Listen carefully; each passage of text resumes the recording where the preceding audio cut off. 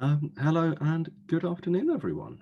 I'm just waiting for my colleague Will to join me and waiting for the last few stragglers to arrive, and then we'll kick things off in just a few moments.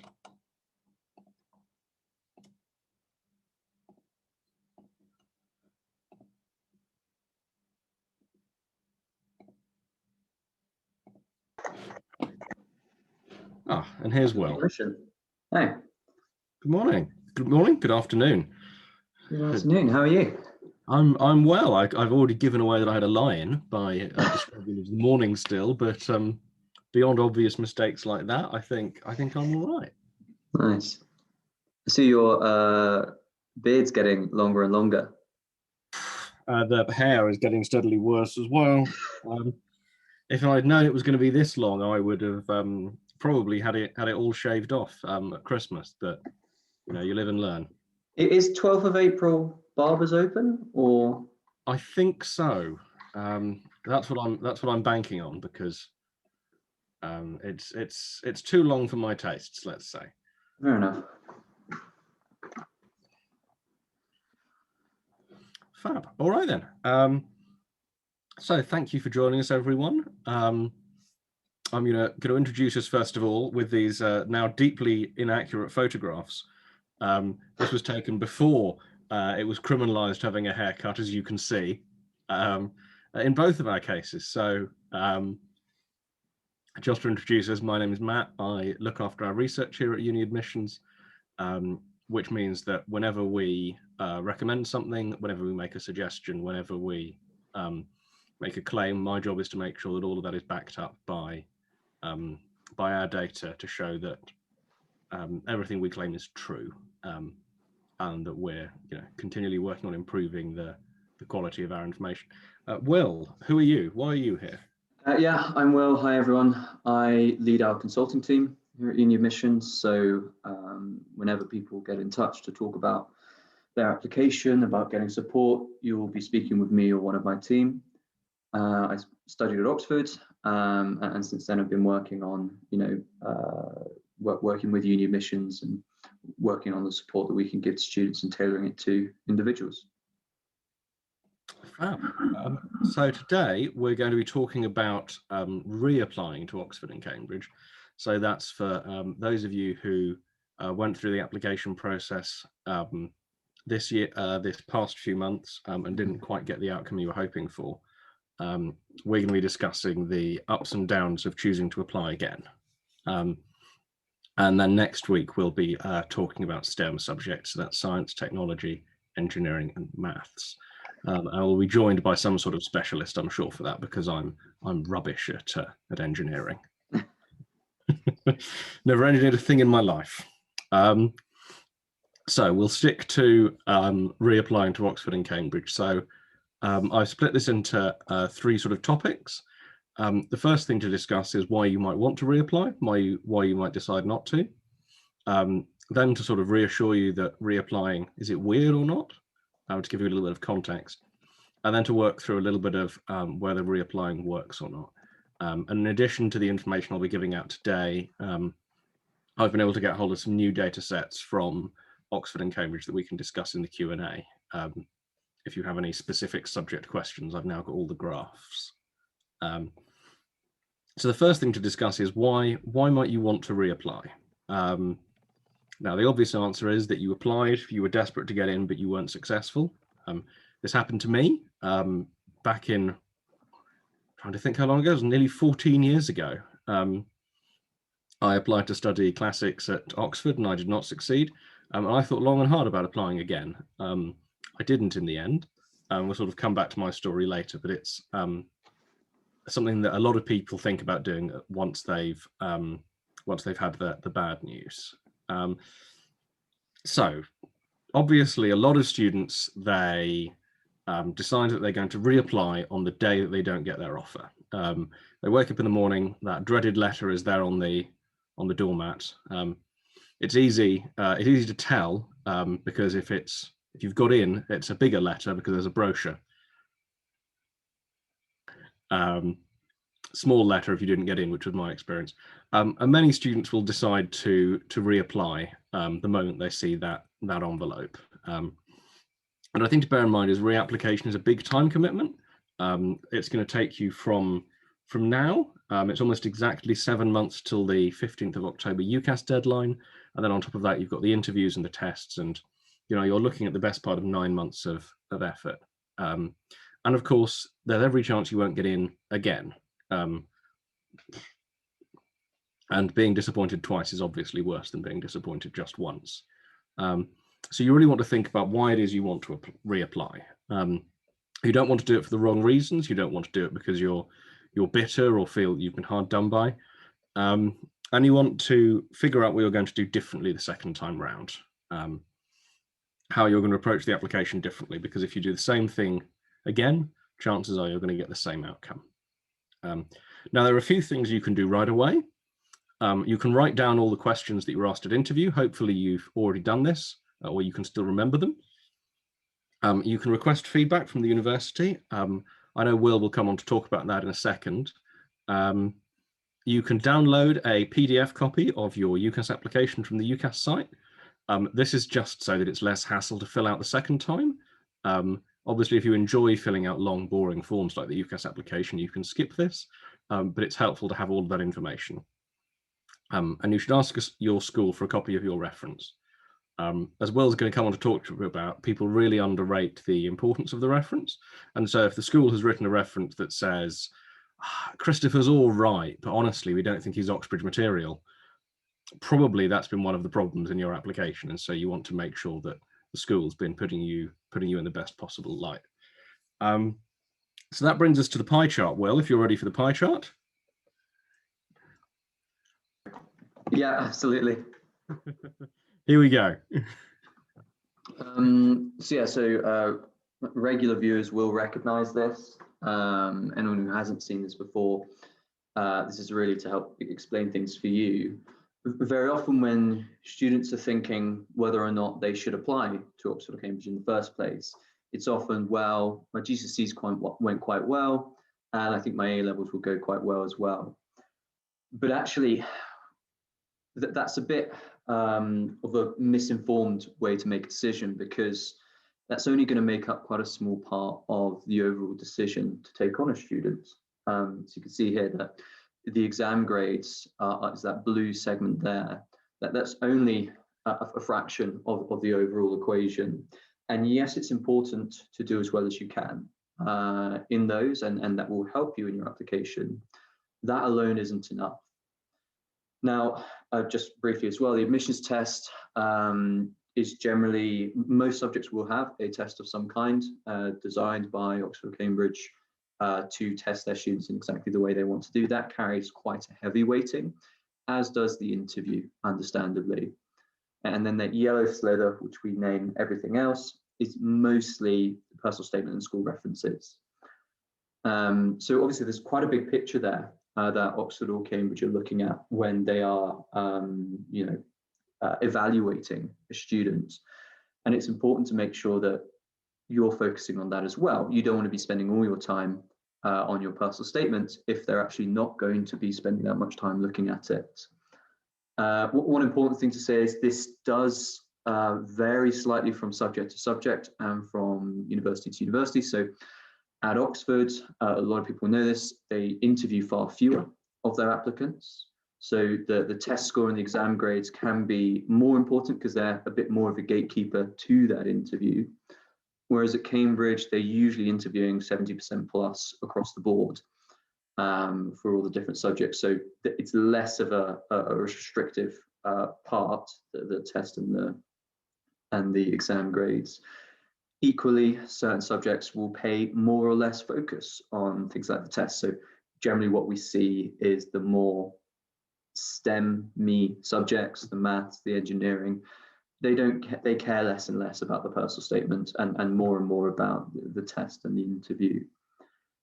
Now, what's important when you're thinking in the context of reapplying is thinking, well, this is who I was this year. This was what Oxford saw of me or what Cambridge saw of me. where should I be spending my time this year? If I am going to reapply, so obviously you need to come to that decision first. Am I going to reapply? Do I want to? And then, as Matt was saying just earlier, you need to think about what you're going to be doing differently this year. And if you get back from your feedback that your admissions test score was perfect, there was nothing wrong with it, then you don't really want to be spending a year focusing on the test, right? You want to be focusing on the areas where you've been let down. And I imagine, Matt, you want me to talk about that a bit later on, or can I carry on now? No, let's save that for later. Actually, okay. Let's build a little bit of anticipation. It's good, good storytelling.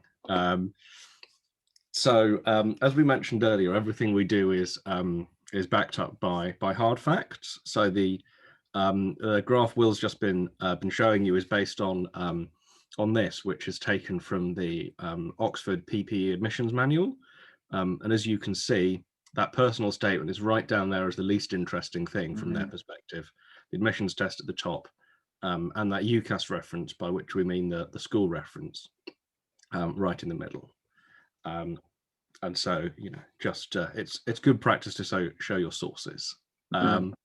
So as Will says, what you want to be doing is identifying the weaknesses in your first application. Was it the admissions test that let you down? If you didn't get to the interview, chances are it was. If you got to the interview, chances are the problem would have been the interview. And if you didn't get the interview at all, maybe you want to look, as well as at the admissions test result, look at the reference and the personal statement, and really figure out where it is you need to improve, and then to kind of look inward and really try to understand your own motivation, so that you can really present your passion for the subject that second time round. Now, it needn't be the same subject as the next thing to say. You might decide to go for something different. If you've applied to Oxford and been unsuccessful, maybe you should switch to Cambridge. You don't have to apply to Oxford again. We would definitely recommend, if you've applied for one college or another, that you switch your college choice. It's probably not a good idea to apply for the same course at the same college 2 years running, but college choice is something I wouldn't worry too much about anyway, so I don't think that's a huge barrier. And to think, as we said again, about the different parts of the application. What is it you need to do differently? Do you need to make that personal statement better? Do you need to add things to that? Do you need to get 5 or 6 more correct answers in the admissions test? Is it about how you present in the interview? Understanding what the different components are that you need to do differently. Now, the next thing that people worry about is they worry that reapplying is weird. Teenagers, they don't like doing weird things. They want to do cool things, as a general rule. And if you tell them that reapplying is weird, that's a good chance that you'll put them off the idea. So I just want to reassure you that reapplying is not all that weird, actually. So this is new information that I've got over the last couple of days. So in the most recent cycle we have data for, so that's people who applied last autumn and have now just got halfway through their second term at Oxford and Cambridge. Of the people who are there right now in their first year, 930 people reapplied to be part of that group, and 622 reapplied to Cambridge. So that's over 1,500 people across the 2 universities were people who are applying for the second time to the same university as well. So that's 930 people who applied to Oxford in 2018 and in 2019, and the same for Cambridge. Matt, presumably that wouldn't pick up people who'd applied to Oxford and then went over to Cambridge. Right, so that's what I'm going to come to talk about. Okay. So based on this information, which is direct from the universities themselves, so should be 100% accurate, something like 7% of people applying to Oxford are applying for the second time. Now, this doesn't pick up, as Will says, people who apply to Oxford 1 year and Cambridge the next, or vice versa, which is what we would, in general, recommend as a strategy. Once we add in those people, and we don't know how many of them there are exactly, but if we imagine that there are a similar number to the people who are applying twice to the same place, perhaps 10 or even 15% of people applying to Oxbridge are reapplicants each year. So that's people who apply in year 1 and then again in year 2.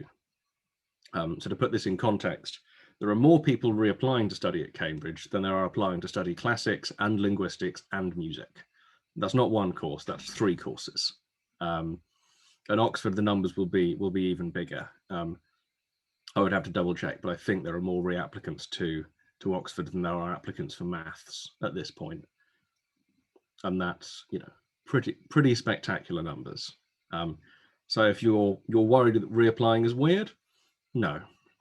Somewhere between 10 and 15% of applications are from reapplicants each year, and an associated number of people who are at the university will be reapplicants as well. So in a room of 20 people, chances are there'll be 2 or 3 of you in Freshers Week. So the next thing to worry about is whether it works or not, because we would obviously not recommend anyone reapply if it didn't help. If your chances of getting in the second time were much lower than the first time, we would not recommend it to anyone. We would say, sorry, reapplying doesn't work. It's a bad idea. We're sorry, but Oxbridge really is a one-time thing.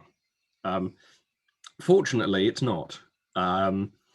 So for students applying for computer science at Cambridge, now I've got, I think, a dozen of these up set in the slides, but I do have a complete data set now, which I didn't last time we did this presentation. So if you have any specific queries during the Q&A, please let me know, and I'll be able to pull them out of the Excel sheet, but there's more besides these.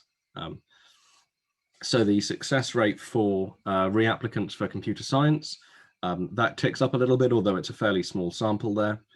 For experimental psychology at Oxford, again, a relatively small sample, but roughly in line with the 5 to 10% that we were expecting. They get in almost double the rate of people applying the first time. For psychology, philosophy, and linguistics, again, we're hovering in that around that 5% range, and again, we're looking at nearly more than double in this instance, the rate of success. History at Oxford, we see again a step up, and again, something of the order of 5% of people being reapplicants. And that's substantial step up in terms of success rate. This is one of the ones we can be really solid about because the sample size is actually large enough to work. At Cambridge, we see a slight drop off. People applying the second time are somewhat less successful. So if you've applied to history at Cambridge that first time, we would perhaps suggest that you look at applying to Oxford, given information like this. Although again, it depends on your personal feeling. We're not going to push you either way too much. History and politics at Oxford, there's a big jump in terms of success rate there. Your chances of getting in going up by almost 50%. Law at Oxford, again, a hike of around 50%, and again, roughly 5% of people applying are reapplicants again there. Law at Cambridge, we see the opposite effect, a slight drop off in terms of success rate. So again, one to consider whether you want to switch universities. For human, social, and political sciences, see, I've got loads of these. We see roughly the same rate. There's really very little change. That 0.7%, you're really not going to feel that. It's really only people like me who worry about that kind of effect size. Economics at Cambridge, we see this little tick up in terms of success, and this is noticeable for really the most competitive subjects is where we see this most consistently, that it helps having that second bite at the apple.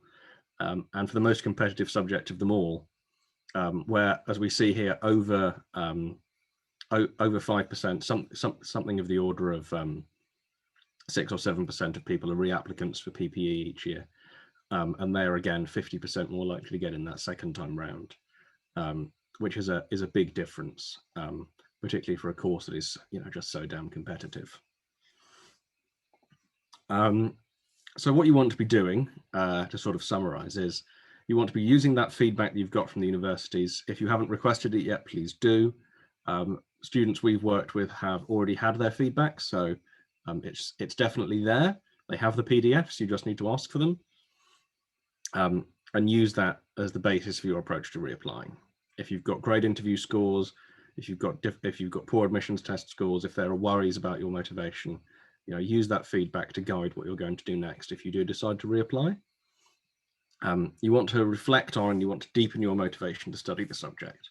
If you think of what you put in your first personal statement, you want to be taking that on a level, showing an even greater depth of understanding, a breadth, a commitment to the subject that really goes beyond what you were able to do. You really want to show that extra year's work. You want to make sure that you smash your A-levels. It's going to make things much easier the second time round if you've already got all those A stars and you're not worrying about them. But it also means that if they were a little worried about your performance there, that worry isn't there anymore. And you want to focus on building your skills for the interview and the admissions test.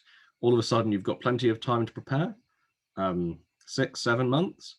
Really use that time to make sure that you're really nailing every single TSA past paper, that you're really getting the interview practice in, that you're building up all of those skills in this time, rather than, deciding on a whim in September again and making essentially the same application because you haven't changed anything in the meantime.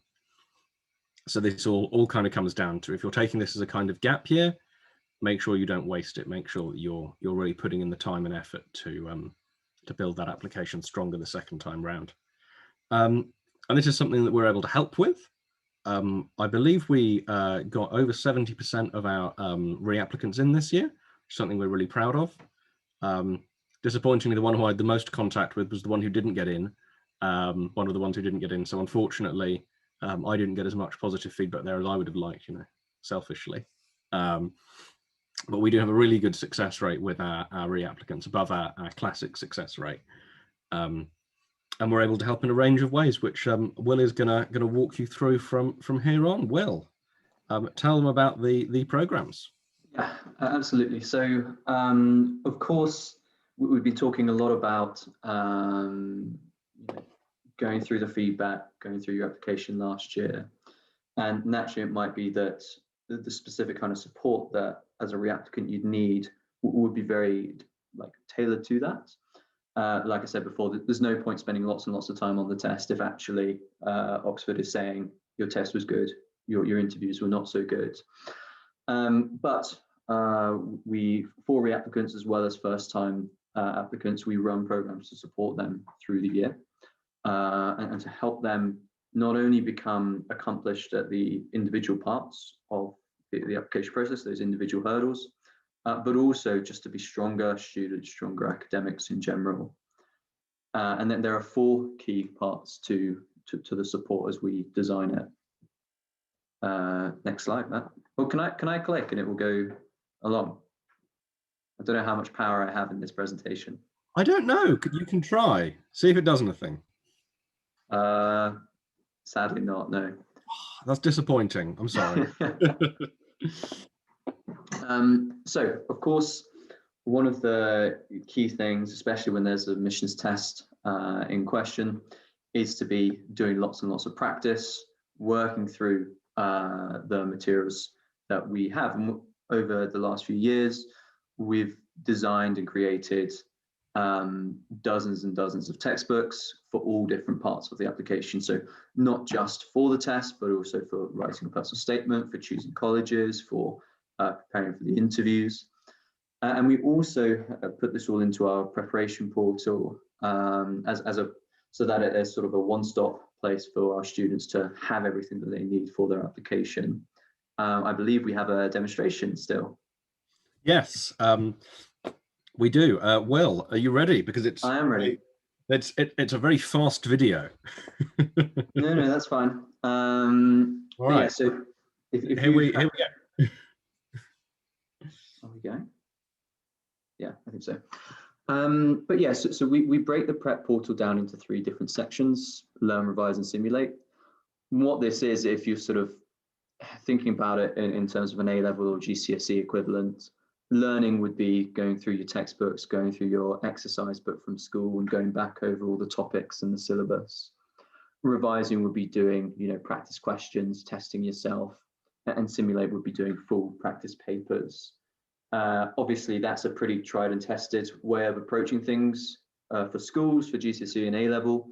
And we very much see the admissions tests as, an additional A-level. It's just another exam that needs to be prepared for in the right way. And so, that's how we set this up. And Matt, I don't think it's going. Oh, disappointing. Let me see if I can. There we go. There we go. So obviously, this is taken from someone who's doing an admissions test with maths. Naturally, Not different admissions tests have different sort of syllabuses that they weight on and that they lean on. And for some, it's more a matter of like the test technique. And then here we have some practice questions, and you saw before there's a panel where you can see how well you've been doing and whether or not you're improving. Hopefully you are. But actually it's much easier to see that improvement when it's all logged for you automatically, rather than having to go back through all your practice papers that you've done and find the marks. And you know, it's just a bit messier there. And yeah, here we have part of a practice paper. The overall point is, and obviously there are other parts of the application, but in terms of the resources, it's just so important that students have all the materials they need. They're able to do the work that they want to do. So, you know, if you're a hardworking student at the start of the week, you're thinking, I want to sink my teeth into some NSAA questions, you've got everything you need to be able to do that. What's more, you'll have your tutor there who's also instructing you. So you might think, I want to do some NSAA questions, and they might say, actually, you're very good at those NSAA questions, so stop practicing them. I know it's very nice to practice things you're good at, but let's start working on this because this is something which is more important. But yeah, the prep portal we sort of finished off last year. It's something we're pretty happy with and pretty proud of, and it's growing and growing into more of a sort of all-purpose platform where students have access to pretty much everything. So we now have their ebooks there as well. Next slide, Matt. Fab, thank you, Will. So in addition to all of the test resources, we also try and grow the applicant other ways. Will, tell us about enrichment. Yeah, so this is obviously a really important part of the overall ethos of not training people to a test, but actually helping them become better academics and become the kind of people that Oxford and Cambridge want. You know, you can't sort of trick your way into Oxford or Cambridge. You do have to be the kind of person that they're looking for. And it's very hard as a young student. I found it when I was applying. You have the idea that, yes, I want to learn more and I need to explore my subject, but it's very hard to do that all on your own. I wasn't particularly good at using Google Scholar at the time, so actually going through new research was pretty difficult. But what we do is, so we have these enrichment seminars running pretty much every Sunday through the year. There are 5 different streams, so one for law, one for economics, one for STEM, one for humanities, and one for medicine. And they cover a huge range of topics. So they've been designed by our tutors to sort of push you up to the first, second year level at university. Start discussing, start going into some topics that you won't have done at school, but are hopefully very, very interesting and very engaging. Now, I usually tell my students, you won't find every single topic engaging and fascinating, because it'd be strange to be interested in absolutely everything. But by the end of the year, you'll have developed a set of sort of subject areas which not only you enjoy looking into, but you spent a lot of time looking into, and you developed a bit of an area of expertise by the time we get to interview. These all come with pre-reading and some suggestions for reading and things to be doing after the seminars. And so certainly students will, you know, if you're an economics student, you might go to a seminar about financial markets, and you might find that very interesting, and you might do all the pre and further reading and delve into it even deeper with your tutor. But then you might go to another seminar on the economic effect of autonomous vehicles, and you might not really find it, it's not really your cup of tea, it's not your area of interest, and that's fine. Spend that week outside of the seminar doing more reading about the financial markets one last week. And then by the end of it, like I say, you've got your own areas of expertise that you've developed. And that's, of course, something which is going to come across at interview. It's, of course, something that's going to be very important to the, you know, the professors that you're speaking with. And certainly, if you didn't give yourself enough time to develop this repertoire in your first application, which often students don't, when you reapply, make sure to give yourself the time, because, you know, it's all well and good saying, well, if there's one seminar a week, I'll just watch them all in a very mad burst the week before the interview. But actually, the point of spreading them out each week is so that you can give yourself time to tussle with the topic outside of the seminar. do your further reading, learn more about it, and keep learning about it through the year. If you leave it all to the end, it's very unlikely that you're actually going to develop as an academic and as a student. It's much more likely that it will just look like you've crammed some information in at the last minute. Thanks, Will. We even have a little clip of one of our enrichment seminars, which I'm going to play for you now. Hopefully this one will work without stopping, unlike the other one. So the aims of these whole enrichments are supposed to be 24. It's supposed to guide you throughout your application with your wider reading. So everyone knows that you have to do wider reading to support your medical application, to sort of demonstrate that you have an insight into medicine. But the other thing that these enrichment supervisions will do is supposed to help you increase your confidence in discussing these different aspects of your wider reading, because that's what you're going to be asked to do at interviews. So I think the best place to start building up your confidence is probably on here and talking in this group. And hopefully throughout all of the wider reading that we'll be doing with you, you'll be feeling a bit more prepared for life as a medical student as well. There you have it, straight from the horse's mouth. Thank you to our medical enrichment supervision leaders who've been happy for us to share that. Now, it's not just sort of slow and steady, the approach. We also have focused day courses. These are exclusive to students who are working on our programs. You can't just book them from the website at the last minute. And these are focused first on the admissions tests and then on the interview, giving students a really in-depth sense of what they need to do and making sure they've got all of the grounding they need ahead of the admissions test and the interview. It also gives them a chance to socialize with each other, which is nice. So you can attend these day courses, and on top of these, we also have the one-to-one support. If you could talk a little bit about that, Will? Yeah, absolutely. So the general journey for a student in one of our programs, or sort of the weekly, what you're up to is you'll have an enrichment seminar, you'll do a bit of pre-reading and further reading for that. You'll probably have a tutorial as well. And so you'll have one main tutor who sort of guides you through the year, and you have the majority of your tutorials with them. And they'll, of course, be setting you homework to be doing outside of those tutorials, but they'll also be really focusing on the areas that you struggle with most. The point of having a strong tutor is not to just go through everything in like a set syllabus. The point is to make sure that it's tailored to the individual. We don't want students to be spending lots and lots of time working on TSA Section 2 if actually it's TSA Section 1 that they struggle with. It's important to make sure that the tutoring is focused on the individual in order to help them improve the most possible.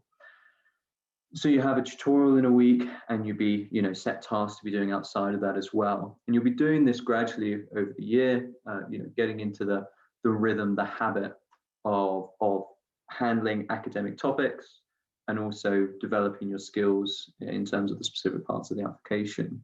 And then, just like Matt said, those intensive courses are there just a few weeks before the real thing. So a few weeks before the test, a few weeks before the interviews, really to make sure that you've covered everything, you give everything one last look through, and you are happy and ready to go in. And if, let's say, you do go to it and you think, actually, my TSA Section 1 does need a bit more polishing, then you've got a couple of weeks to make that work. But it's only that intensive burst at the last minute only works with long-term consistent preparation with your tutor, and also in your own time using the materials and going to those seminars.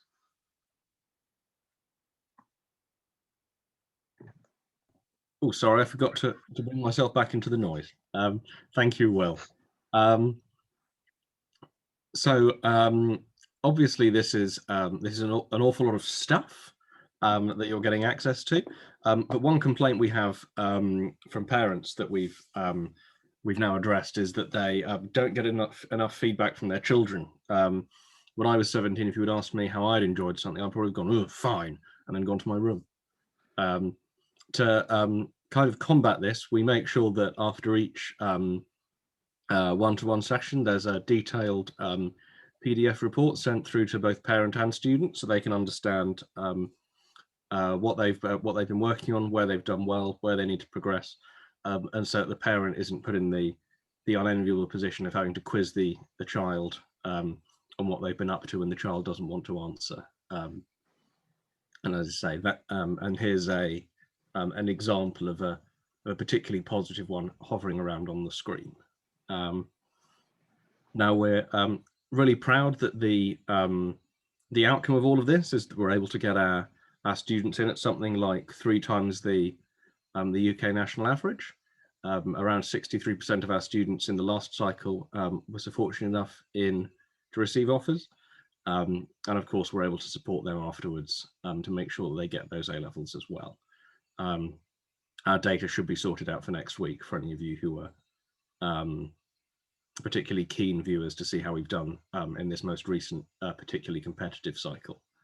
I've nearly finished working through that, but there's still a little bit left to go. Now, to put that 63 in context, it compares really favourably with even the top schools. Many of you may have seen the news about Brampton Manor in the papers this week. They've been very heavily reported on. I don't know what their success rate is, but we'd like to think that we compare favourably with them, just as we could compare favourably with Eton, in addition to being cheaper, although not having any playing fields. So it really depends what you're after. And this is all data direct from Oxford. So if it's something you're keen to verify, then you can find that on their website fairly straightforwardly. Now, one of the ways that we're able to achieve this is by being fairly selective about the students we choose to work with. So Will, if you talk to us a little bit about the kinds of students we like. Yeah, so obviously if we're thinking about that pie chart, about 25% of what Oxford or Cambridge are looking at is the grades, the GCSEs, the A levels, and that's sort of out of our hands. GCSEs have already been achieved. The A levels, they're working on the school. And it's that remaining 75%, which is actually going to swing it for an applicant. That's what's going to make the biggest difference. And naturally, in order to achieve that, you need to be ready to work hard. You need to be ready to put in the hours. So whenever I'm speaking to students, I usually have a pretty frank conversation with them about time commitment. And for those who say, I cannot commit any time to this, then very often it's the case that I don't recommend a program for them. You know, we, at the end of the day, want all of our students to be successful. And if there's a student who's obviously done very well academically so far, but isn't that bothered about working hard for the admissions test, then actually, you know, they'll only get 25% of the way there. And we cannot force students to do the work. We can make everything available for them. We can design these programs. We can put it all together. But it still has to come from the student. You know, I don't want it to be the case where we're spoon feeding people, because again, that doesn't actually help you become a better student, doesn't help you become a better academic. So the student very much has to be the driving force here. And I'll speak to some parents and they'll say that, you know, that they're very keen for their son or daughter to do very well.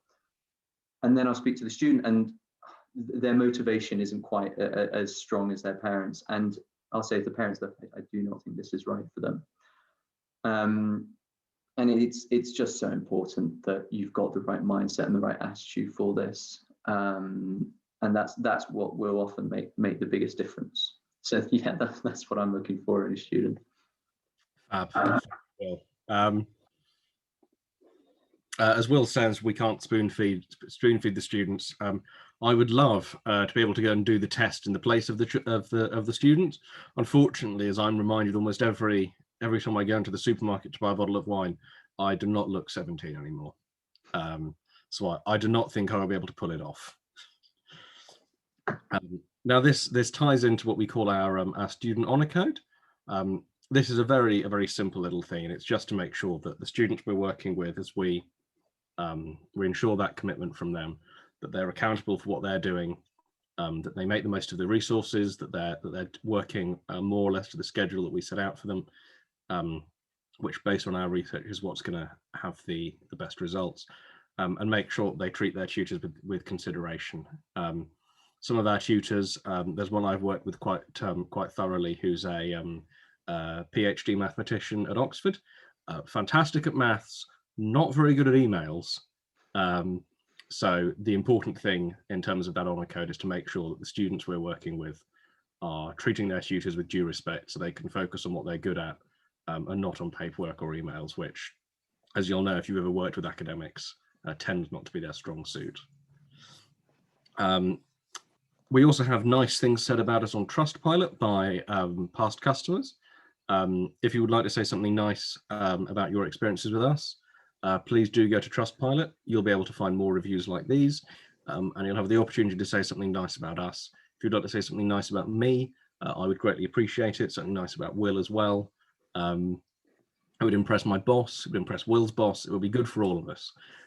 So if you fancy doing that after this, we'd really appreciate it. And for those of you who are a little bit worried, we also have the trial period. Will, if you could talk through this, because I wrote the trial period policy. However, I'm not the one who describes it on the phone to people. Yeah, so I guess the point of the 2-week trial is it's an admission from myself that I'm not infallible. So there will be times where, you know, the recommendation isn't quite right, or the student isn't quite right for the program. And short of, you know, having a bit of time to give it a go and see how it works, we never really know with 100% certainty. I like to think I'm able to suss students out pretty well by now, but there are still times when I get it wrong. And this 2-week trial is really, really important. So obviously, you know, if I'm happy with the student and the student's happy with the program, then we'd get everything set up for them and we'd get the ball rolling. But if within those 2 weeks it becomes clear that the student, you know, can't do the time commitment or isn't getting, you know, what they wanted from the program, or conversely, if we notice that the student isn't turning up to tutorials, hasn't touched any of their resources, isn't really engaging, there's an opportunity for the student to withdraw or be withdrawn, and we refund their parents completely. And yeah, I suppose the point of it is to have that option. Obviously, this is a big commitment from the student, and it can be difficult to sort of make a leap of faith like that. But with this built in, it's pretty helpful, so that students do have that comfort. You know, if this isn't working out, then we're not signed up to sort of a 10-month process, which we're not going to be wanting. And again, I don't want students in programs that aren't working for them. It's as simple as that. And we want to make sure if it is working for you, and if it isn't, okay, we'll call it quits. But if it is, we'll steam right on. Fab, thanks. Despite this being a policy that I wrote, you explain it better than I do. If anyone would think we had areas of specialism. Yeah.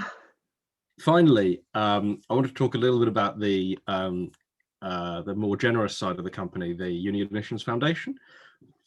Now, as you'll have seen in the news, there's this school in East London that's doing fantastically, getting in students from Oxford and Cambridge. I believe we have a few students who we've worked with who are at this school. Will's nodding his head.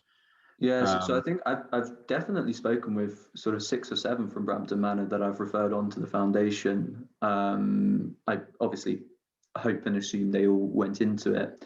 But yeah, we certainly, I speak with quite a few students from Brampton Manor each year, so it's nice to know that we're able to contribute.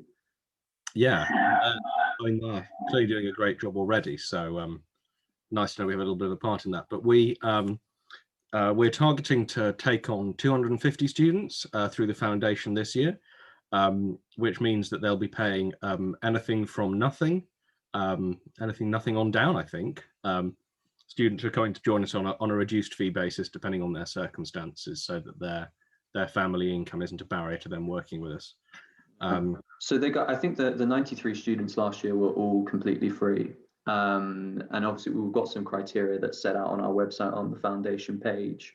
And if you sort of miss out on the criteria by a short sliver, then it may be that we're able to do some kind of, you know, large reduction in the program to hopefully make it accessible.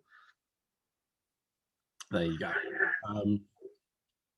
We have an absolutely terrifying target of working with one student on a reduced or free basis for every student who works on a paid basis in 2022, which seemed a long way off last year and seems terrifyingly close now. But if anything you've heard today is appealing, if you think you would like to work with us, if you're at all curious, but you are worried about cost, please do get in touch. If you are worried about cost, chances are we are too, and that we're more than happy to make appropriate arrangements to try and defray that for you. Yeah, we had space for 100 students last year on the foundation. We just didn't have enough applicants, really. So it's certainly not a matter of us sort of keeping it off limits for people. It's more, we just want more people to apply. And some of those 93 students, so we also have, so schools can apply for foundational support. So if you are part of a school or aware of a school which is sort of struggling financially, it may be that we can help them. Yeah, so if you're in any doubt, please do get in touch. There's every chance we'll be able to help. So that brings us to the end of the slides. What's hopefully going to happen now is there's going to be a lovely little animation telling you how to book a consultation with us. As we said, if you're interested in working with us, please do book a consultation. That'll give you a chance to speak to Will or to one of the other members of his team, and they'll be able to help you out, give you some advice, some ideas, free of charge, without commitment, and be able to talk to you about what kind of program that we can offer that might be appropriate for you. And you can book those through the website, as this cute little animation is hopefully showing. So that brings us to the Q&A. I'm going to leave this animation running while we answer a few questions, so please do drop those into the Q&A box. Right then, Will, can we kick off with this question from Maria? Sorry? From Maria?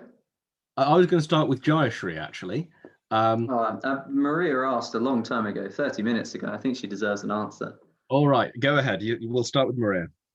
So Maria's been asking about a few things. I might defer to you for one of these, but you're talking about GCSE grades in terms of the wider application.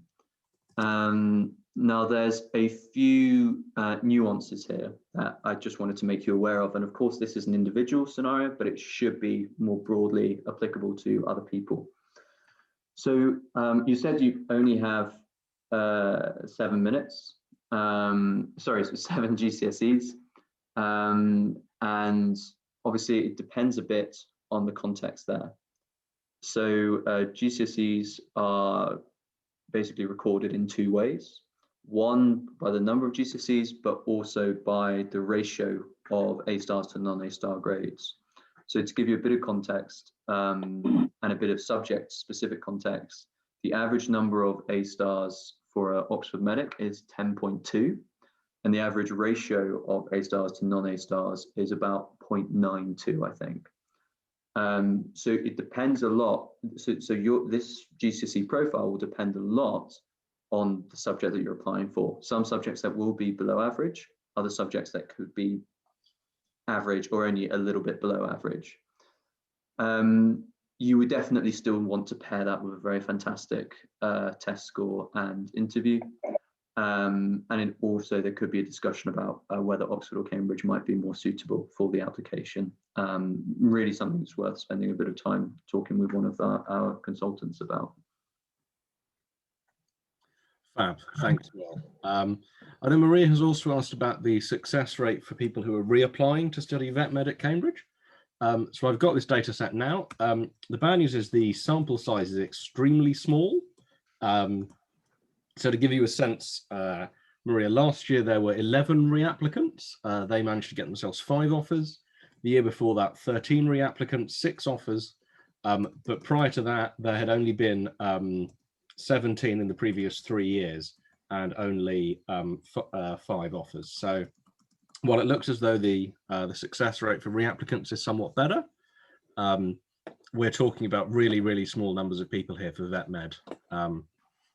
And this is a pattern you'll see often with medicine and veterinary medicine, which is that unlike, say, PPE, where whether you get into Oxford or into Warwick can feel like a really big deal, ultimately, regardless of where you go to medical school or where you go to veterinary school, you do end up being either a doctor or a vet. And because these courses are so competitive in general, it's much more normal for someone to take even their 4th choice medical school than to reapply the second time round if they get an offer from anywhere. So that's why those numbers are so small. Reapplying for really competitive subjects is a little bit different when it comes to medicine and veterinary medicine. That's a little bit of a nuance there. So as we mentioned a moment ago, I said we would answer Jayashree's question. Jayashree asks, how does the tutor help the student in clearing doubts in specific subject areas? Will, you spend more time with our students and tutors than I do. If you can try and help out. Yeah, so obviously it depends on the individual, but generally speaking, not all things in terms of the Oxford application are intuitive or can be learned by just rote repetition. There are parts of the test, there are techniques, there are skills, there are bits of information which are quite tricky to just learn on your own. And naturally, the tutor is there as someone who's been through that process themselves. They've also helped other students through it, so they've got the experience to be able to, pass on to you. So, taking an example from the TSA, because that's a very popular test, that section 1 can be quite tricky and can be quite difficult. And practice is important, and a tutor is not substitute for practice. You're still going to have to practice lots and lots, but there are ways in which you can get better at reading these questions and interpreting them. And that's something that really a tutor is there to help you with. It's not all completely intuitive. So yeah, that's where they come in. And naturally, when it comes to something like interviews, very difficult to give yourself a good mock interview. So that's where having a tutor who's been in that scenario themselves makes a very big difference. Thanks, Will. Let's carry on. Ryan asks, could we please go over what the UniAdmissions Foundation program included, as I didn't understand quite the first time. So the foundation program is the same as the classic paid for program. There are no differences. It's simply a case of your personal circumstances. So if we were to if you were to imagine, say, someone who was receiving free school meals, whose parents were struggling to stay in the labour market, who perhaps had disabilities, they had a household income that was maybe under £20,000. If they were to come to us and say, look, I've got these GCSEs, I really want to study medicine, we would say, fine, for you, free. Same product, same amount of tutor contact, same day courses, same everything. But because of their personal circumstances, we would be quite literally giving it away. I don't think we ever actually explained what they did on the program because it's just so natural to us now. But yeah, it's exactly all the things I was talking about earlier: the seminars, the courses, the tutorials, the materials. Yeah, there is no difference. The only thing that changes is the cost, and that is, as we say, entirely scaled based on your circumstances, which is, I'm sure it'll come up later, but is one of the reasons that it's so difficult to talk about price in these discussions, because it will depend on your personal circumstances, it will depend on your child. Obviously we have rough ideas, but we don't want to scare anyone off by saying that it's going to cost, an amount of money that they're not going to feel comfortable with, only to discover later that it's an amount of money we weren't going to ask them to pay in the first place.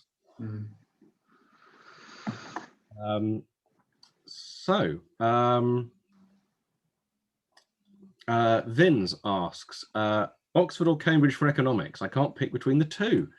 Do the entrance examinations vary? Will, tell us why Oxford is better than Cambridge, and then I'll try and disagree with you.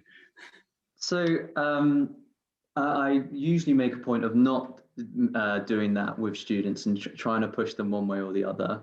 My answer for this question is, Vins, it's going to take a bit of a one-to-one discussion to go through which might be better for you. Because there are a number of different reasons. Some big determiners are, or ones that are very publicly known, is that the Cambridge economics course is very maths heavy. whereas at Oxford you have to do it either with management or with politics or philosophy. So it's a bit more interdisciplinary, and if one of those appeals to you more, then that's great. But it could also be a discussion about, well, which would you have a better chance at? If your GCSEs are slightly lower, then it might be that Cambridge is a more sensible application if you're not too fussed which course. The entrance examinations are quite similar, the ECAA and the TSA, though interestingly they have, Matt, I don't actually know if I've told you about this, or I think there was an update recently. The E&M applicants no longer need to do section 2 of the TSA. Okay. So that is something slightly different, but really I'd say it's worth a conversation. Very rarely, and I know this can be frustrating people, but very rarely are there simple yes or no answers. It usually depends, and it will depend on you. Matt, do you still want to say how Cambridge is the best? Oh, it's great. It's just marvelous. We mentioned my personal story. So I didn't get into Oxford when I applied back in 2007. It must have been. It's a very long time ago. You can tell how long it was because I was talking about the rhetorical devices of a promising young politician called Barack Obama in my personal statement. It's true, actually. It really was that long ago.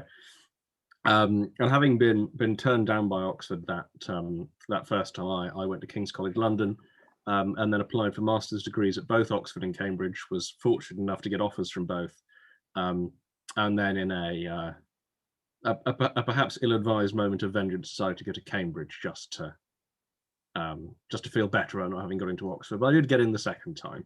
But I like Cambridge very much. It's a little bit smaller than Oxford.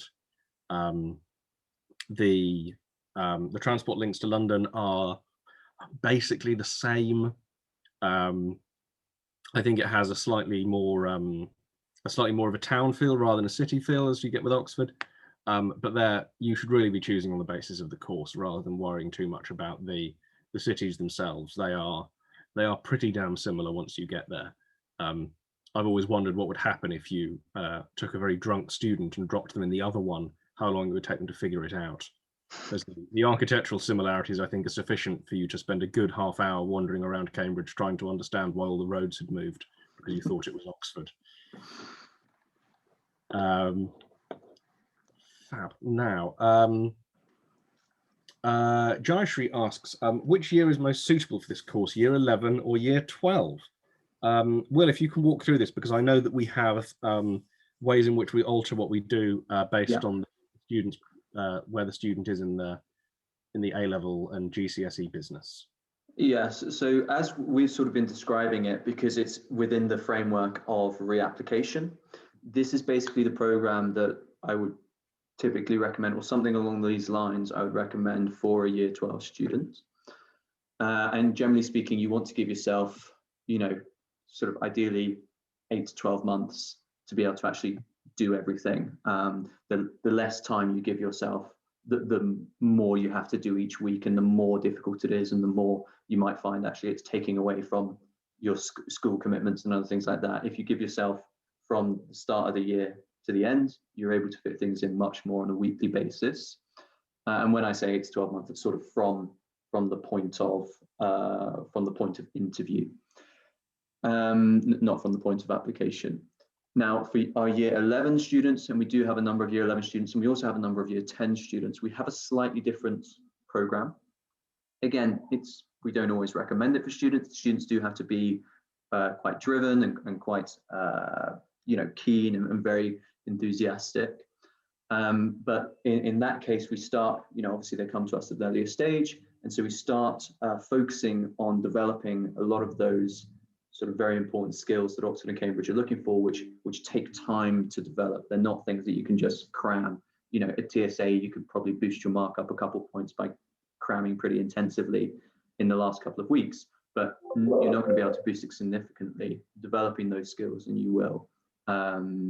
Obviously very relevant to the interviews and things like that too. So a year 11 student, they could start a program like this earlier, but actually we often like to do things that we don't necessarily have time for in this last year to help give them, rather than just being more, being other than, which can be helpful for their application. Okay. Fab. Thanks, Will. As I say, our rate of success with students who join us earlier is a little bit higher. Yeah. And that's one of the reasons that we start these webinars. I mean, they run all the way through the year, but there's a reason that we're coming and talking to you in March rather than in August. It makes a big difference when you start preparing, even in the year of your application, and it makes an even bigger difference that previous year. It's a case of really building those skills well ahead of time. You know, if you want to, you know, to take a childish example. If I wanted to get into the Olympics, I am too late to get into the Olympics now. Really, Matt, I should. Don't say such things. No, I'm overweight and 31. I fear it's never going to happen to me. But if I wanted to be in the Olympics, I really should have started preparing at least 20 years ago. And while Oxbridge is not quite the level of competition as the Olympics, it is something you want to be preparing for a year, maybe even 2 years in advance. To give yourself the best possible shot. You don't want to be in the position I'm in, where my attempts to get into the British team for Tokyo 2021, I mean, they're just not taking my calls. It's scandalous. So Chai Kang asks, do we have the success rate for reapplying for natural science at Cambridge? Yes, I do. Thank you for asking. It was a hassle. It was a hassle to get this information, so I'm glad it's useful. So the success rate for natural sciences at Cambridge, people applying the second time, in this last cycle, it was 36%. In the previous cycle, it was 38%. And the year before that, it was all the way up at 45%. So those are all a little bit higher, I believe, than the classic success rate, which is closer to 23, 24, I think. Will, do you have that chart in front of you? So I'm sort of waiting to see what happens this year, but normally around the low 20s, yes. Yeah. So yeah, natural sciences is another example of a subject where students reapplying do have a meaningfully better chance, and it's one of the ones with a sensible sample size as well. So that's 78 students last time, 84 the time before that. So these are fairly robust numbers. So we can be confident that effect is real. So if you are thinking of reapplying for natural sciences, you have at least as good a chance, if not better, that second time round. Obviously, it's no guarantee, but we want you to, we want you to have all the facts before you make a decision, and that's the facts they've provided us with, and I'm pleased we can share them because this stuff is a hassle. Divine asks, does Oxford accept GCSE equivalents from African countries, or GCSEs are compulsory? So this is a little bit complicated because it depends whereabouts in Africa you are. It is a big place. So Oxford have, and the version of this Oxford have, I think, is the best available, a list of all of the different international qualifications. It might be helpful to put the link in the chat. Yeah, that's what I'm doing right now. A list of all the different international qualifications that they consider, and whether they are considered sufficient to make a competitive application to Oxbridge. So the best thing to do is to consult that list and see what the situation for your system is. So it does vary substantially. So if you are from, I'm just trying to find a convenient example. So if you're from Australia, that's fine. If you're from Anguilla in the Caribbean, that's fine. However, the system in Algeria is not considered sufficient, but the system in place in Brunei is considered fine. So it really does vary substantially from country to country. Yeah. And there are a lot of countries out there in the world, and so this list that Oxford provides is very thorough and is the best thing to work from. There's a couple questions about time commitment that I wanted to address. So Winston was asking about how you manage it with a very packed boarding school timetable, and someone else was asking about time commitment being flexible in terms of being able to do more over the summer and less during the school year. The overall principle is, so a serious Oxbridge applicants should be spending at least 200 hours on their application. Okay. Now we designed the program to make up all that time for you. So that is time spent doing interview prep, doing practice papers for your test. You know, a TSA lasts 2 hours, so you only have to do 10 practice TSAs, and that's 20 hours already. Doing your wider reading, writing your personal statement, doing any work experience and things like that. So about 200 hours, more if you're going for medicine, and ideally spread out through the year. Now, what does that look like on a weekly basis? Well, if the earlier you start, the less time that is weekly. So it can be sort of 3 or 4 hours weekly if you start early and work consistently. And like I was saying earlier, the later you start, the more you're going to have to be doing on a weekly basis. But it is absolutely flexible for over the summer, you know, to be skewed towards holidays. So Winston, a number of our students are at boarding schools, and we know that you guys have quite a lot going on. And the point of the program is to be as flexible as possible. Those weekly seminars, they will run consistently, but the tutorials are very much, you know, they're not going to run without you, and you can skew things towards holidays. The general principle is the more consistent your preparation, the better off you will be. But maybe if you're doing just a couple hours a week during school time and then, you know, a fair bit more of the holidays, that can still work. And absolutely, we're very much flexible to that. We want this program, and we've designed this program to fit around everything else. We don't want it to detract from what you're doing. Okay. Fab. Thanks, Will. I've been scrolling through some of these international qualifications again, and there aren't half a lot of countries, are there? There are a lot of countries, yes. There are, if loads. Absolutely. You heard it here first. Lots of countries. Yes, and with so many different qualifications, it's quite something. Sorry, that's just the level of naive enthusiasm you get from me. The general principle is Oxford and Cambridge will try to be as accepting of other qualifications as possible, but there are some countries whose education systems aren't seen as sufficient enough to merit a competitive student. And very often students will ask me, well, should I do IB or should I do my local exam? And very often you're safer off doing IB or something along those lines for anyone who's, you know, about to go into sixth form, something like that. Yeah, if you have the option, it's often best to take the international option if you can. I used to work in China doing the same sort of work, and there would be particularly in the larger, more successful Chinese schools, there would be a whole separate stream of students who were planning to apply to universities outside of China, who would be switching over to English language education to study for A-levels or the IB from the age of 11 or 12 rather than sitting the Gaokao. But of course, you don't need to be quite that organized. The Chinese, often very organized, particularly in their schooling. Ryan asks, is it too late to start one of your... Oh no, Will, you've picked one. We should answer the question from Ewan first. Ewan, I'm never good with names, but we'll answer that first. Go ahead. Yes, so basically it's a question about the 2-week cooling off period and the refund process. And they've said that the refund process is normally a bit cumbersome. I don't know if you've been one of our students and ended up refunding. Basically, it's not that cumbersome. Let's say you start and by day 10, you think actually this isn't quite right, or by day 10, we think the student isn't quite right.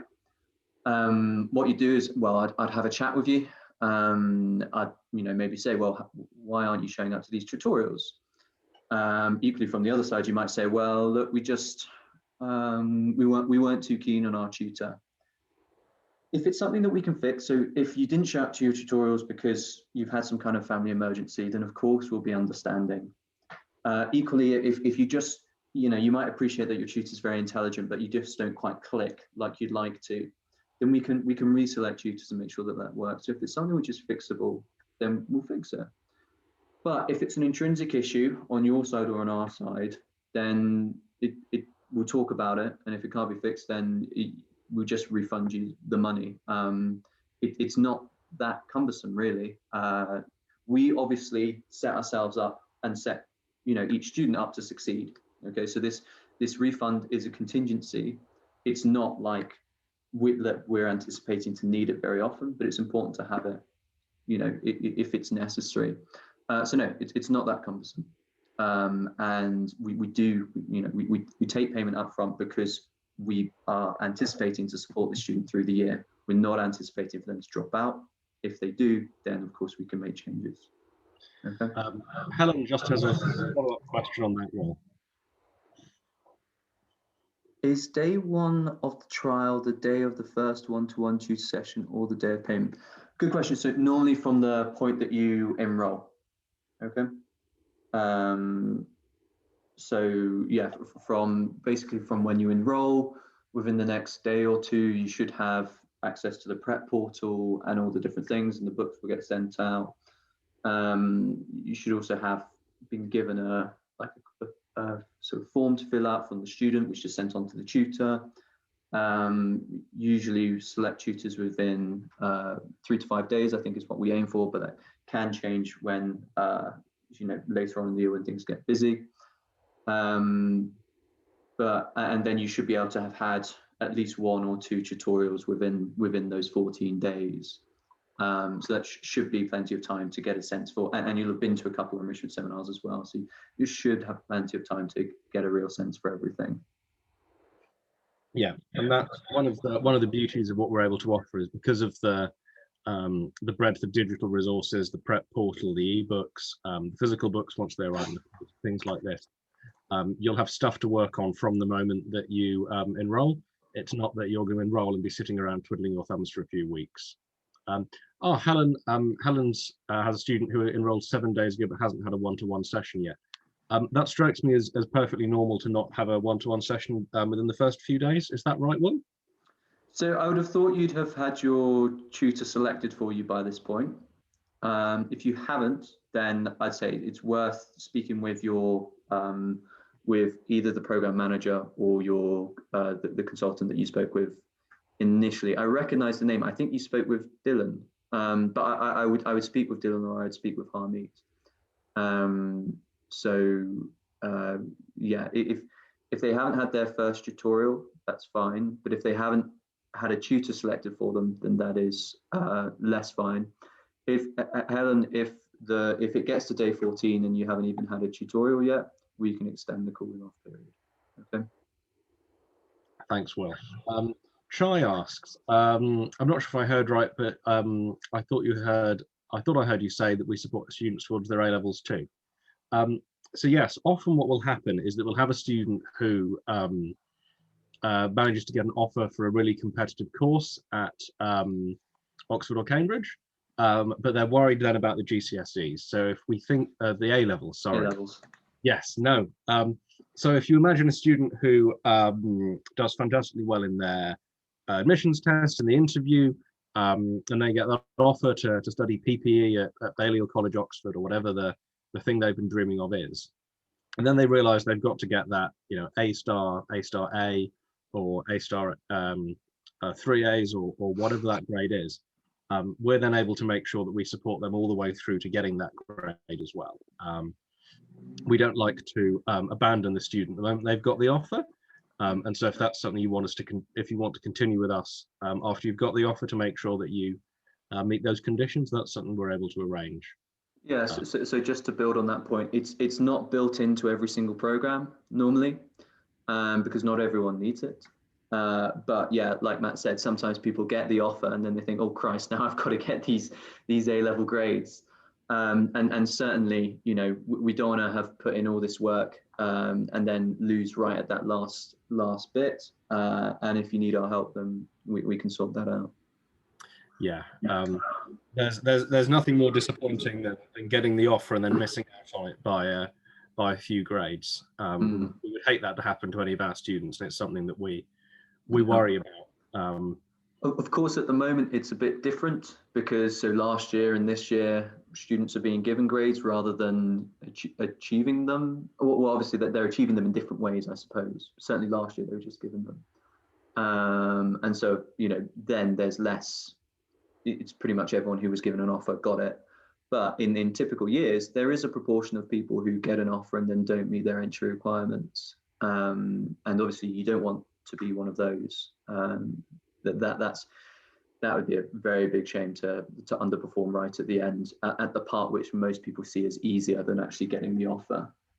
Yeah. Should I clarify that they're planning on reapplying, so they're hoping to get some support for A-levels in advance? That will be fine. I mean, if you're doing it the other way round to usual, I don't think that would be a problem. We could help you with the A-levels now and the application later, rather than the application now and the A-levels later. I don't imagine that would pose any or a bit of both at the same time. Yeah, of course. So is probably the most sensible. Yeah, so if you get in touch, we'll be able to figure out an approach that's going to work for you, because really which order you do them in isn't going to be the decisive factor for us. And as we mentioned earlier, it can be a hell of a lot more relaxing to already have the grades in the bag when you put in the application. It takes all of that doubt away. From a non-Oxbridge, talking non-Oxbridge for a moment, having your grades secured, talking medically actually, having your grade secured does make quite a big difference for a number of admissions tutors. So very often medics don't bother reapplying, they just take their 5th option. But actually, with your A-star AA or your 2 A-stars and an A in hand, you are a stronger applicant to a lot of admissions tutors. So we haven't really talked about medical non-Oxbridge that much, but it's still, that reapplication is still one that's worth taking. Very often people think, well, I'll do my biomedicine and then I'll do graduate entry later. Graduate entry is still very difficult. It is not an easy, it's not an easy process. And so actually you're in a relatively strong position to reapply as a medic, or most people are, obviously. It requires a discussion. Yeah. Well, I'm going to stand up briefly for biomedical science. My cousin did biomedicine. She's now in the Navy. Wow.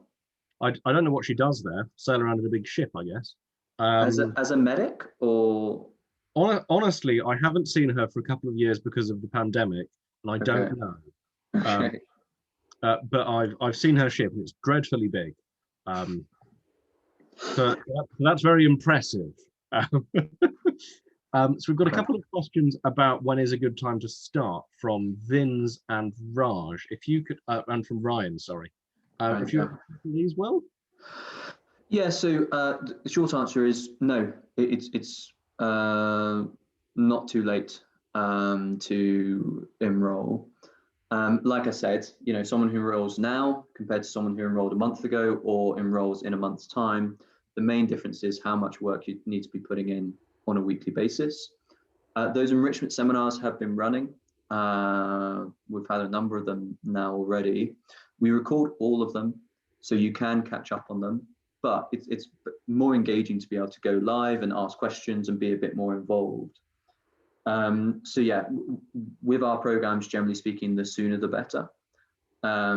It's not too late. We will definitely be able to do good work. Like I said, we've still got, we've still got 9 months.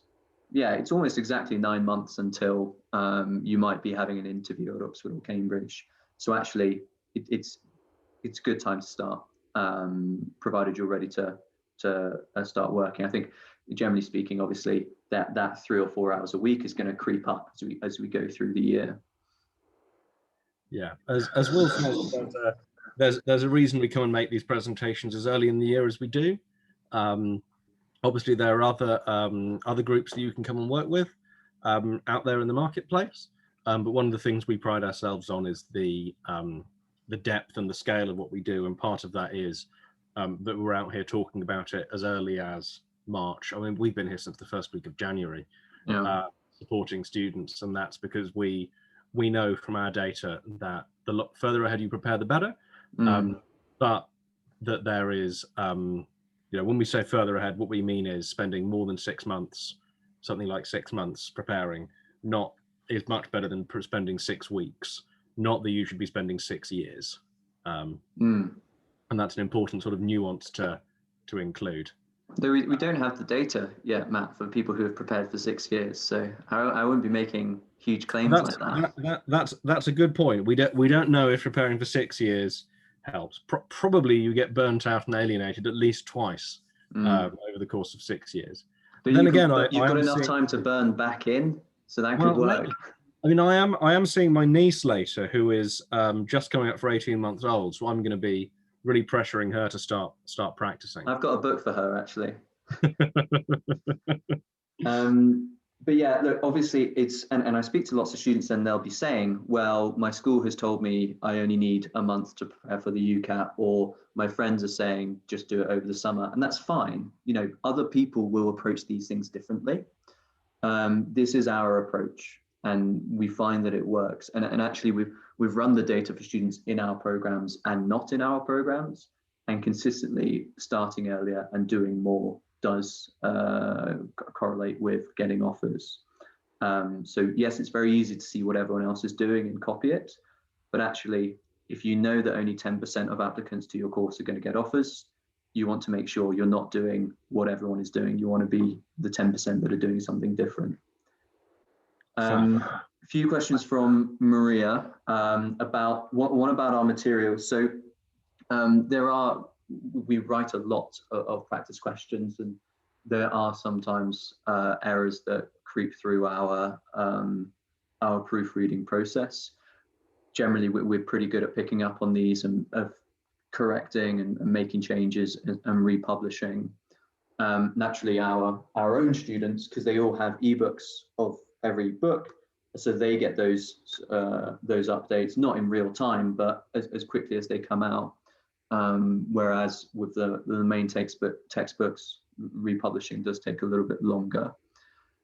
And you also are about grades in hand being different for medicine outside of Oxbridge. Are they an advantage for Oxbridge? So they are, and we talked about that earlier, or I think Matt mentioned it, how you're in a position where your grades are guaranteed rather than conditional. So yes, certainly it will make a difference. It's just we hadn't said that also extends to non-Oxbridge things, and I wanted to make that clear for any, because we do have a number of non-Oxbridge medics each year, and it's important that they know that too. The last thing is, does it help if in addition to the minimum requirements for the student's country, they have also studied for the GCSEs? It's an interesting one. Not necessarily, and I'll elaborate on that a little bit. In terms of, students have a set amount of time that they can spend on anything. Okay. Now, if in a scenario whereby the student's time is limitless, then yeah, every additional qualification, every additional grade, why wouldn't you? But actually, and again, most students feel this way, their time isn't limitless. They've got a certain amount of things that they can do to a good standard, and the more you give them, the lower the standard becomes overall. And often this is a discussion that I have with people about doing a 4th A level. For a lot of people, it makes little to no difference to their chances of getting an offer, and that's dependent on what subjects they're applying for and what universities. But for a lot of people, it doesn't make a significant difference, but it does take up a significant amount of their time.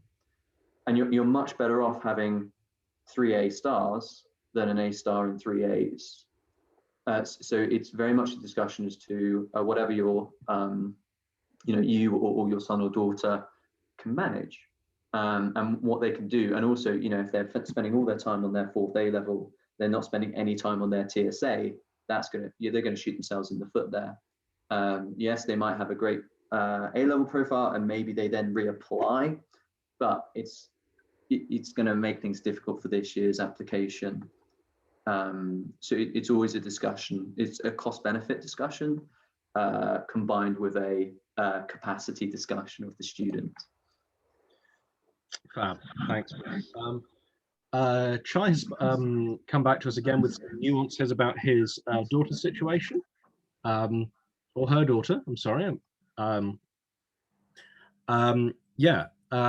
This is a really good example of when it's helpful to get in touch with us directly so that we can talk about your specific circumstances.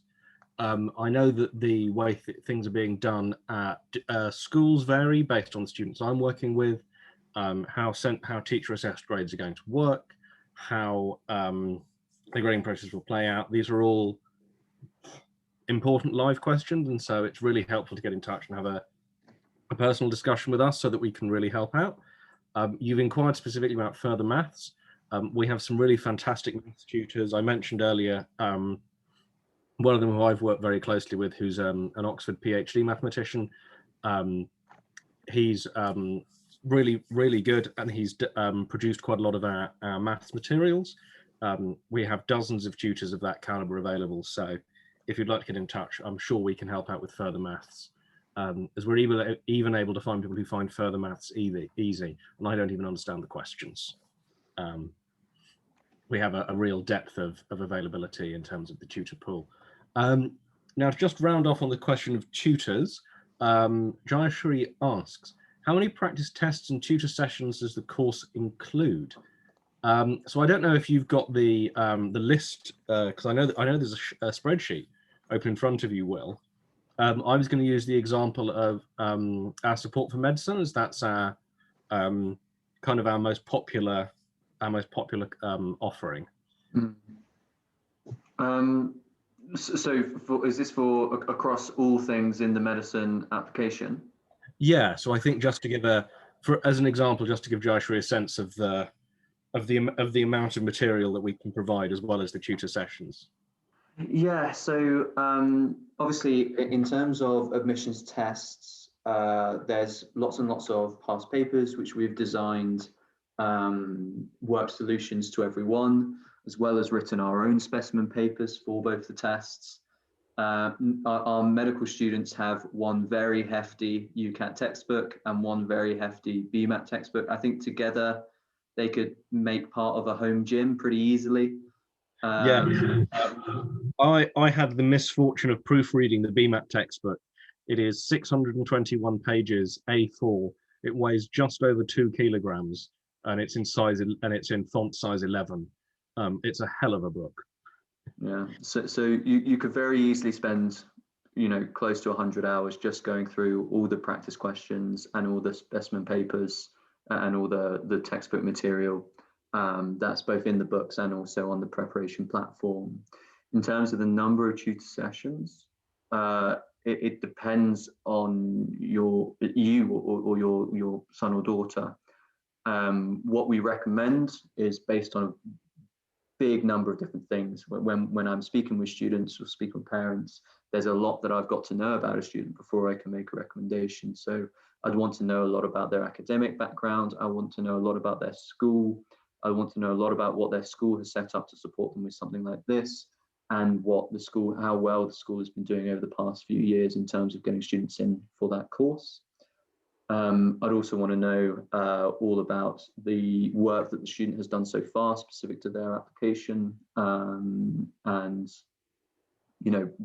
a lot about their time commitment and their effort, why they want to do this, their motivation. There's lots of different things that I want to know about someone before I can say for certain, this is how much time I want us to be spending with you.